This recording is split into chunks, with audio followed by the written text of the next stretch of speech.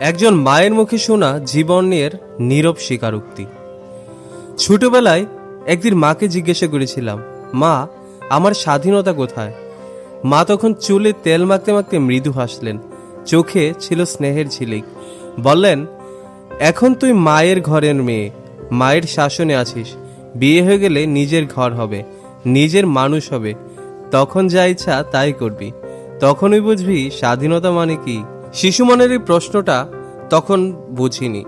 ভেবেছিলাম বিয়ের পরই যেন একটি রঙিন পৃথিবী খুলে যাবে, যেখানে আমি নিজের মতো করে হাসবো, কানবো এবং বাঁচবো। বছর কেটে গেল, পড়াশোনা শেষ হলো, সমাজের নিয়ম মেনে একদিন বিয়ের পিঁড়িতেও বসলাম। নতুন ঘর, নতুন জীবন। এক ভোরবেলা জানালার পাশে দাঁড়িয়ে চা হাতে স্বামীকে জিজ্ঞাসা করলাম, বলো তো, মেয়েদের কি সত্যি স্বাধীনতা থাকে? আমি কি একটু নিজের মতো করে বাঁচতে পারি না? স্বামী তখন পত্রিকা পড়ছিলেন। মুখ না তুলেই শান্ত গলায় বললেন, বিয়ের আগে যা ইচ্ছা করেছো, এখন তো সংসার আছে, লোকের চোখ আছে। এখন নিজের মতো নয়, সংসারের মতো চলতে হয়। আগে ছেলে মেয়েদের মানুষ করো, তারপর যা ইচ্ছে করবে।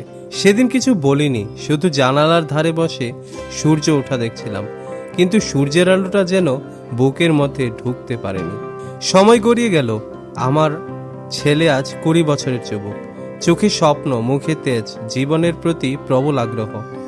একদিন হাসতে হাসতে ওকে জিজ্ঞাসা করলাম, বাবা, বলতে পারিস মায়েদের স্বাধীনতা কোথায় গেল?